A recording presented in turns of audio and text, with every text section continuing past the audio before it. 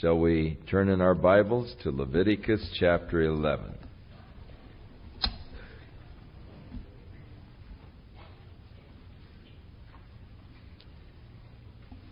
Before we begin in the 11th chapter of Leviticus, let's take a look at the first few verses of chapter 28 of Deuteronomy.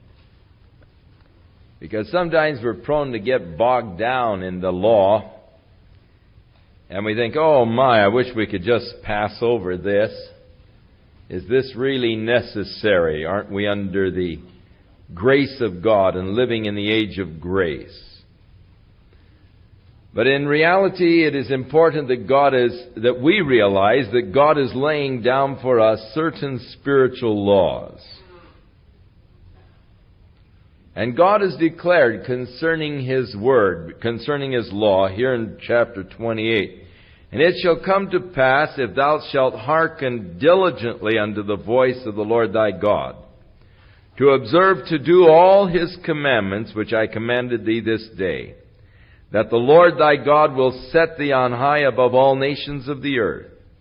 And all these blessings shall come upon thee and overtake thee, and if thou shalt hearken unto the voice of the Lord thy God.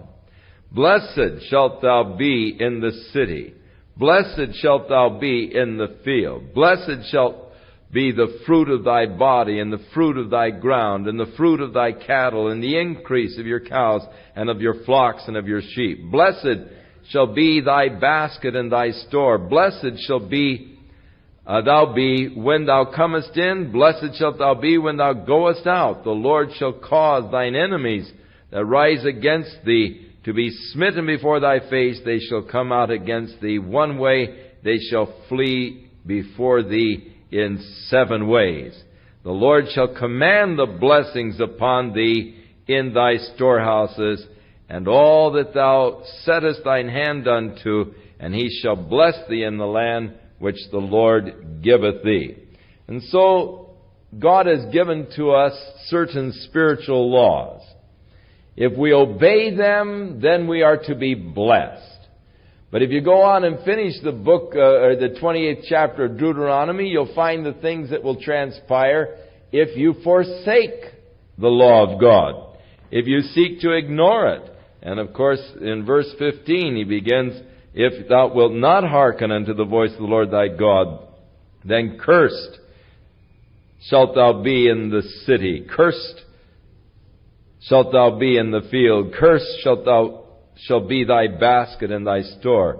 Cursed shall be the fruit of thy body and the fruit of thy land, and the increase of your cows," and so forth, and all the curses that would come.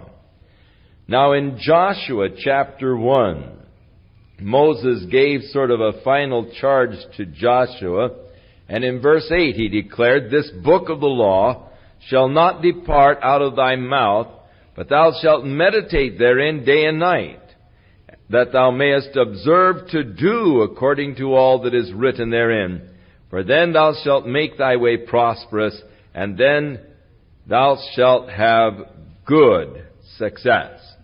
So if you'll keep it, if you'll follow it, if you'll meditate in it, God will make your way prosperous, then you will have good success. In Psalm 1, David declares, "Blessed is the man who walks not in the counsel of the ungodly, nor stands in the way of sinners, nor sits in the seat of the scornful, but whose delight is in the law of the Lord, and in this law does he meditate day and night. He shall be like a tree planted by the rivers of water, bringing forth his fruit in his season. His leaf also shall not wither, and whatsoever he doeth shall prosper." Now, I know that you find it tedious sometimes going through these laws. But know this, that if you will meditate in them, and then the emphasis is doing them, God's blessing is going to be upon your life.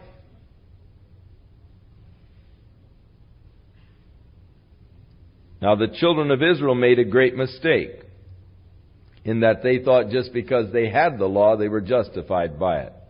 But Paul said it isn't just having the law, it's doing the law that brings the blessing.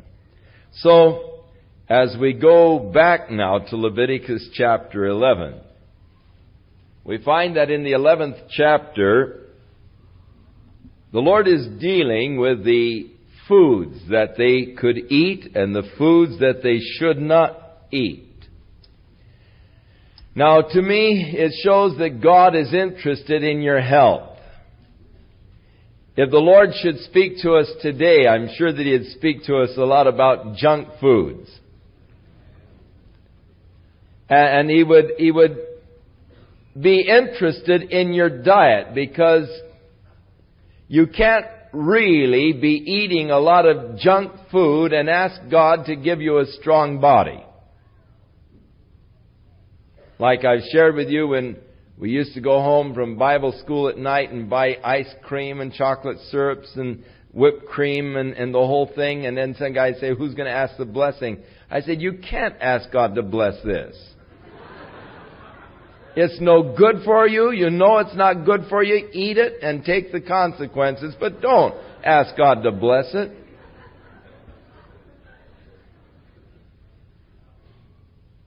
And so God is interested in good nutrition. And the foods that God allowed were foods that would be good, healthy, strengthening foods. Those foods that God disallowed for food, there was a health reason behind the disallowing of each food. Now, in the New Testament, we realize that the Bible says that, all things are lawful for me. But yet Paul says all things edify not, all things are not necessary. Peter saw a sheet let down from heaven with all kinds of clean and unclean things upon it. And the Lord said, "Rise, Peter, kill and eat." He said, "Oh, not so, Lord. I've never eaten anything that was unclean." And so many people take that as a green light from God to eat anything. I can eat the bacon and ham and pork chops and so forth because God said, "Don't call that unclean which I have cleansed." God wasn't really talking about pork in that scripture. He was actually talking about the Gentiles, and He was dealing with Peter because God was going to call him to go to the Gentiles. And yet, I believe that Paul was a liberated enough Jew that I'm sure he probably ate pork chops and all whenever they were set before him, because he said all things are to be received with thanksgiving, and eat what is set before you, asking no questions. However, that wasn't in regards to pork. It was just, don't say, "Was this sacrificed to a pagan idol?" If they say, yes, it was, then if you eat it, you're going to offend your conscience and theirs. So, yet, Jesus said, "It isn't what goes into a man's mouth that defiles the man, but that which comes out of his mouth." And so, I do believe that in the New Testament, the Lord did give us, as Gentiles, the privilege of eating meats that were forbidden to the Jews. When they sought to deal with the issue of the relationship of the Gentile church to the law, Peter said, "Don't put on them a yoke of bondage that neither we nor our fathers were able to bear." And so they did mention just one thing: don't eat things that are strangled, actually, or refrain from the blood. And don't eat things that are sacrificed to idols. But they didn't go into the whole dietary list that God gave to them here in Leviticus. Now, as we look at the 11th chapter of Leviticus, we find the beast that God said that they could eat, and so He gave a basic rule: "Whatsoever parts the hoof, and is cloven-footed, and chews the cud among the beast, that shall ye eat." And then it gave examples of animals that could not be eaten because they didn't follow all three. They needed to have all three of these things. They needed to have the parted hoof, the cloven foot, and they needed to chew the cud. Now the camel chews the cud, but divides not the hoof, and so the camel was not to be eaten. The coney chews the cud, but divides not the hoof. It's unclean. And the hare because he cheweth the cud, but divides not the hoof, he is unclean unto you. Now, I had someone tell me at one time they had a friend who didn't believe in God or the Bible anymore because of this particular scripture, where the Bible talks about the rabbit chewing the cud, and he said the rabbit doesn't chew the cud, and therefore if the Bible was truly the Word of God, it wouldn't say that a rabbit chews the cud when a rabbit doesn't chew the cud. Well, this animal in the Hebrew actually is the arnbeth. And what kind of an animal that is, I don't know, but the King James translators thought that it was perhaps a rabbit, but just what kind of an animal it truly was, we don't know. However, interestingly enough, they have found out just lately that a rabbit does chew a cud. And there is now articles and scientific evidence to prove that a rabbit actually does chew a cud. And so this guy gave up his faith for nothing. How tragic indeed. Now the swine or the pig was forbidden. Now, we surely understand the health reasons for this. With wild rabbit, of course, there's always the danger of yellow fever. They are carriers of this disease. And if you eat wild rabbit, you have to be careful, because there is a prevalent danger from wild rabbit of yellow fever. From the pig, we know that if we eat pork, it is important that we cook it well done. You never order your pork chops raw or rare, because there is that danger of really getting trichinosis from rare pork. So you've got to cook it so all of the worms are totally killed, so that you're eating good dead worms instead of the possibility that some of them may not have been cooked until they were dead. And so it's important that you really cook it well, or else you're endangering your own health. Now, we know that now. We know that it is important, and that a lot of people have become extremely sick from not cooking the pork well enough. And so we see that God was just protecting him rather than telling him how to cook it or make sure you cook it well. He just put it on one of the forbidden list. And then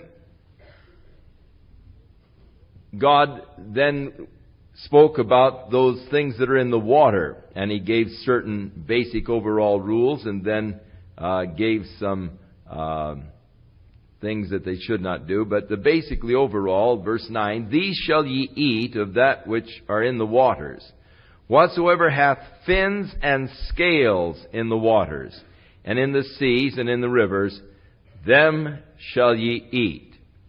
But if they have not fins or scales in the seas and in the rivers and all that move in the waters of any living thing, they will be an abomination to you.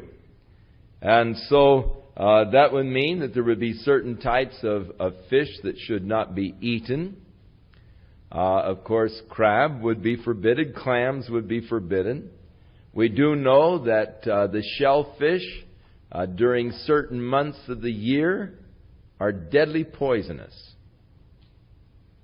And so God again is just protecting the people with these laws in regards to the things that are in the water. Now, as we learn more about these things, we can eat them. I mean, you can have clam chowder, and you can get your clams just so you know which months to gather them in and which months to not gather them. So whatsoever, verse 12, hath no fins nor scales in the waters shall be an abomination to you. And then of the birds, certain ones were not to be eaten. You weren't to eat the eagle, the ossifrage, the vulture, the kite, the raven, the owl, the nighthawk, or the hawks, various types, the little owl, the cormorant, the great owl, the swan, the pelican, the gyre-eagle, the stork, the heron, the lapwing, the bat. I've never had any problem with any of these things. I've never been tempted to eat them. And so this part of the law doesn't really cause me any concern whatsoever. But then, verse 21, "Yet these may ye eat of every flying or creeping thing that goeth upon all four, which have legs above their feet to leap withal upon the earth." That means you can eat locusts. And John the Baptist was eating locusts and wild honey. You can eat beetles if you are so inclined.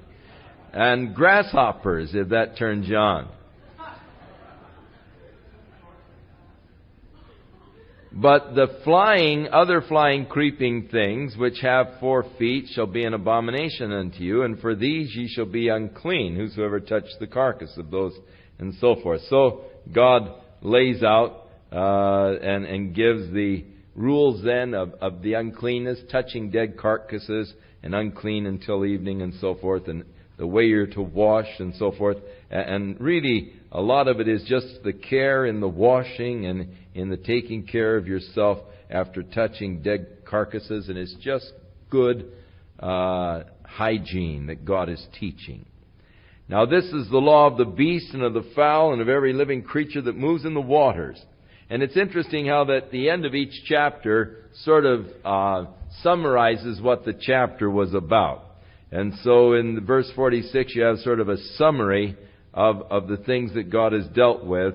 "The law of the beast, the fowls, and every living creature that moves in the waters, and every creature that creeps upon the earth, to make a difference between the unclean and the clean, between the beast that may be eaten and the beast which shall not be eaten." I've noticed here that also mouse and lizards and snails and moles are on the forbidden list. So you gourmets who love your snails, just know that you'd probably be healthier without them. In chapter 12, the Lord now deals with a woman who has borne a child. "And if it's a male child, she shall be unclean for 7 days after the birth of the child, the separation from her infirmity. And in the 8th day they shall circumcise the child, and she shall then continue in the blood of her purifying for 33 days. And during that period of time is not to touch any hallowed thing, nor come into the sanctuary until the days of her purifying are fulfilled. But if she bears a girl child, then she shall be unclean for 2 weeks, and be separated then in the days of her purifying for 66 days. And then when the days of her purifying are fulfilled for a son or for a daughter, she shall bring a lamb of the first year for a burnt offering, which is the offering of consecration, and a young pigeon or a turtle dove for a sin offering, unto the door of the tabernacle of the congregation, unto the priest. So, a offering of consecration and a sin offering. The priest shall offer it before the Lord and make atonement for her. She shall be cleansed from the issue of blood. This is the law for her that has borne a male child or a female. And if she be not able to bring a lamb, then shall she bring 2 turtles. That would be turtle doves, or 2 young pigeons. And the one for a burnt offering, the other for a sin offering. And the priest shall make an atonement for her, and she shall be clean. Now it is interesting, when Mary and Joseph, after the birth of Jesus, came for this purification rite kind of a thing, that Mary brought 2 turtle doves, which would indicate that they were of poor circumstances. They weren't wealthy at all. They were poor people. They could not afford to bring a sheep, and the poor people could bring the 2 turtle doves, and thus Mary, indicating the poverty of Mary and Joseph, brought 2 turtle doves for the sacrifice for her rite of purification and all. As we get into chapter 13, God is dealing with the subject of leprosy. And the priests were given instructions on how to diagnose leprosy. A breaking out on a person's body, the examination of it, the color of hairs that are in the blotch and so forth, so that the priest can truly identify the leper. Now it was twofold. Number one, if it was indeed leprosy, and many times they would set them apart for 7 days, re-examine them to see if there be any change of condition. But God wanted them to be very careful to, number one, if it was leprosy, to isolate them from the people, to keep this disease from spreading. And so it was a quarantine kind of a thing. But secondly, the careful examinations so that no one would be isolated who was not truly a leper. So God wanted them to be careful in both directions. Make sure it's leprosy so that in case it is leprosy, the person can be isolated from the community so that the disease would not spread. But secondly, make sure if it isn't, that the person then doesn't have this isolation from the community itself. And so the 13th chapter deals with leprosy, the identifying of this loathsome disease by the priest, and the separation of the person who is diagnosed actually as to having leprosy. And the command that the person is to cry unclean, unclean, in verse 45, if it is discovered that he indeed has leprosy. And how that the garments and so forth are to be dealt with if there is a growth of some kind within the garment, and how it's to be destroyed and burnt and all. This is the law of the plague of leprosy, verse 59. In a garment of wool or linen, either in the warp or woof, or anything of skins, to pronounce it clean or to pronounce it unclean. In chapter 14, it begins with very fascinating words. And the Lord spake unto Moses, saying, This shall be the law of the leper in the day of his cleansing. Interesting indeed, because leprosy is incurable. So God in the law made provision for the operation of His grace apart from human instrument.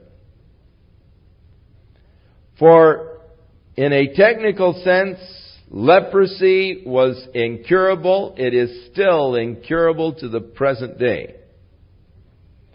And yet, God has made there within the law the provision, giving Him the leeway to work in a supernatural way, to heal. And thus the law of the leper in the day of his cleansing. And it is interesting, God declares the priest shall first go out of the camp and examine the person, because any person with leprosy had to live outside the camp. He was ostracized from the community. And so the priest had to go out from the camp and examine the man. And then, if he beholds a plague of leprosy is healed in the leper, then he shall command him to take, the man that is cleansed, to take 2 birds, alive and clean, and cedar wood, and scarlet, and hyssop. And the priest shall command that one of the birds shall be killed in an earthen vessel over running water. As for the living bird, he shall take it, and the cedar wood, and the scarlet, and the hyssop, and shall dip them in the and the living bird in the blood of the bird that was killed over the running water. And he shall sprinkle upon him that is cleansed from the leprosy 7 times, and he shall pronounce him clean, and he shall let the living bird loose into the open field.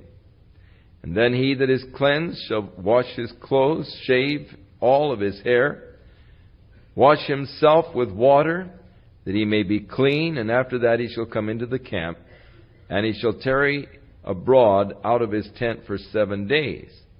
But it shall be on the 7th day he shall shave all his hair off of his head, his beard, his eyebrows, even all the hair he shall shave off, and shall wash his clothes, and he shall wash his flesh with water, and be clean. The 8th day he is to take 2 lambs without blemish, the 1 ewe lamb of the first year without blemish, and 3/10 of a deals of fine flour for the meal offering, mingled with oil. He is to offer a trespass offering, a sin offering, and then a burnt offering or a offering of consecration. And he shall take the blood of the trespass offering and put it upon the right ear, and upon the thumb of the right hand, and upon the great toe of the right foot of the leper who has been cleansed. And the priest shall pour some of the oil into the palm of his own left hand, and he shall dip his right finger in the oil, and then he shall sprinkle the oil with his finger 7 times before the Lord. The rest of the oil the priest is to put on the right ear, and upon the right thumb, and the big toe of the right foot. And thus the process whereby the leper was brought back into the community and allowed to live once again among the people.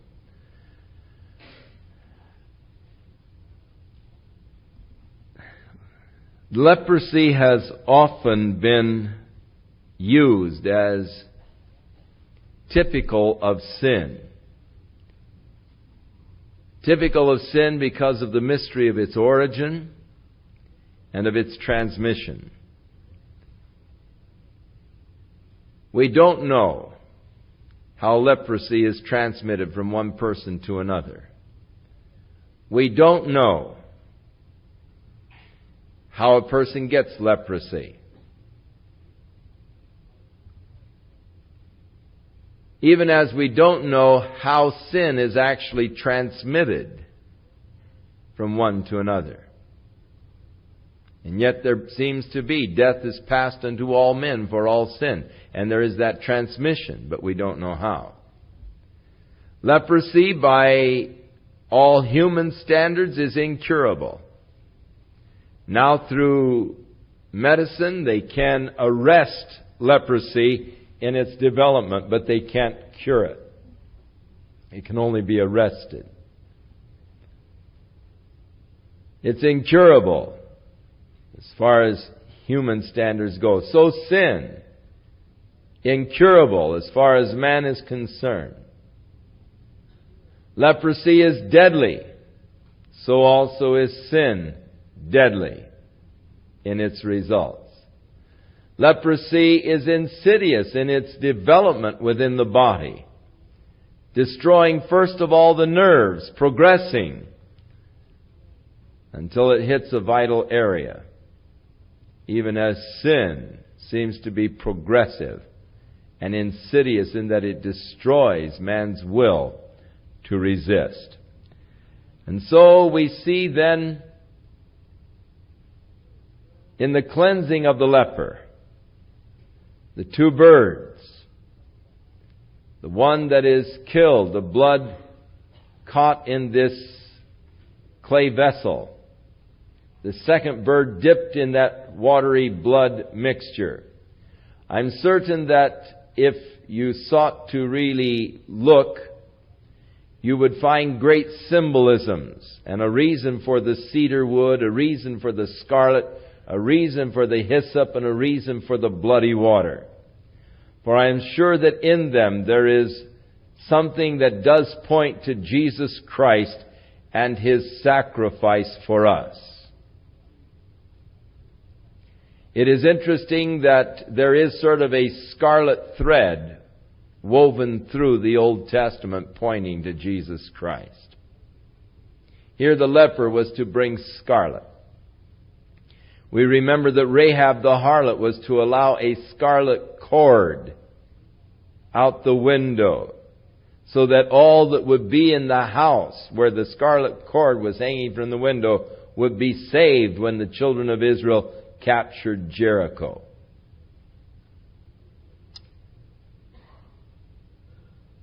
But the cedar wood could, of course, be looking forward to the cross, and I'm sure that they all in some way looked forward to the cross. Could it be that the cross was of cedar? I don't know. I wouldn't be surprised. The bloodied water surely speaks to us of when Jesus had his side pierced by the Roman soldier and there came forth blood and water. And it speaks of our cleansing through the blood of Jesus Christ. The hyssop. We remember while he was there upon the cross, they took the hyssop bush and they put vinegar upon it and put it to his lips when he cried, "I thirst." So I'm certain that in all of this there is beautiful symbolism. And as you read it and just open your heart to the Spirit, I'm sure that God can speak to you and give application to these things to your heart. I am not much of one to get into spiritualizing of Scriptures, though I believe that there are spiritual analogies all the way through. That is just not my method or type of teaching, and thus I will leave that to others who seem to have greater insights into those types of spiritual applications. I find them very interesting and beautiful when they are pointed out. And so, then the dedication of the man, having been cleansed, the blood upon his ear, upon his thumb, and upon his foot is really the symbol of the consecration of your life now to God. This was the thing that was done for Aaron when he was sanctified toward the priesthood, the blood upon his ear, thumb, and right toe. Bespeaking that your ear might be open to God, that your hand might be busy doing the work of God, and your feet walking in the path of God. And so, we, having been cleansed from our sin, that isn't the end of it. We are now to live a life that is consecrated unto God. A life of commitment unto Him. Our ear open to His voice. Our hands doing His work. Our feet walking in His path.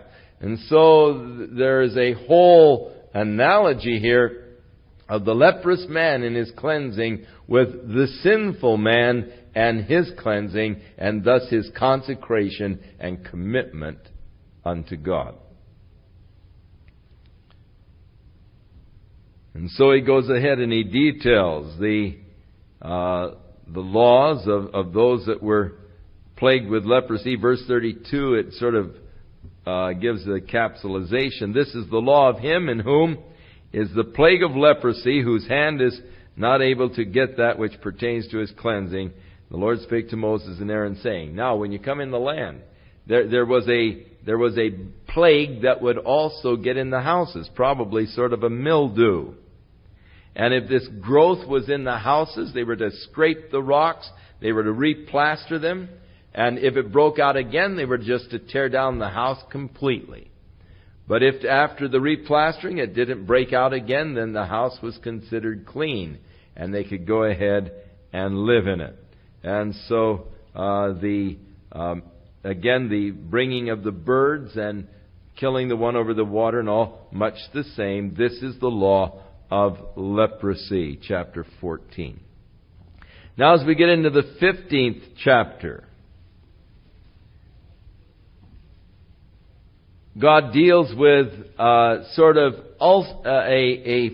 a boil kind of a thing, or any breaking out on your body, any kind of a running sore that a person might have, that he is unclean. And the whole thing has now to do with hygienic principles, how that anything that he wears that touches it is unclean, and the various washing processes that they need to go through until this running sore, sort of a staph infection, is healed completely.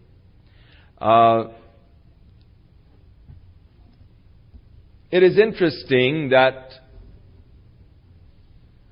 these laws of cleanliness, these laws of washing and all, were so important for good hygiene. Up until just the last 100 years or so, the hospitals did not always follow good practices of hygiene. The doctors didn't really wash that much. In fact, there used to be sort of a feeling that the bloodier that the doctor's clothes were, really it was sort of a symbol of the efficiency and the effectiveness of the man. And so they would go from one patient to another without washing, from one childbirth delivery to another without washing, and from one operation to another without washing, coming in all bloodied and everything, and just moving from one to another and not really following a good routine of washing. Now, one of the first doctors to recommend that they really start a thorough washing procedure was almost lost his license, because he dared to suggest such a thing. And he was really looked down on in the medical field for quite some time, until he was able to prove statistically that the death rate among his patients, especially those mothers bearing children, was much less than all of the rest by a dramatic amount, because of the careful practices of washing. So now this is up until just about 100 years ago. There wasn't nearly the care in washing. And yet, had they read the law that God gave, they would have known the necessity and the value of the washing and of the cleaning. Now, the Bible doesn't say that cleanliness is next to godliness in those words. Those words are found in the Quran, but not in the Bible. But yet, surely it is implied that cleanliness is important. Physical cleanliness is important. That is certainly something that is taught in the law, though it is not necessarily related to godliness, because they're whole different areas. But yet, just to your own physical well-being, cleanliness is very important. To stop the spread of disease and for just good health, cleanliness is important indeed. And so as you get into the 15th chapter and you're dealing with these issues and so forth that are coming forth, sort of a staph infection, he goes through the various cleansing processes and the way that they are to be cleansed, the number of days and so forth. And then also just dealing basically with cleanliness, and then coming to the woman and dealing with her in her menstrual period. And the fact that during this period she was ceremonially unclean, that anyone that touched the bed where she slept was also unclean, would have to wash and so forth. And then after the menstrual period would have to wait for 7 days in separation, and then she would bring on the 8th day 2 young pigeons or turtle doves to the priest for sacrifices of a sin offering and a burnt offering. And then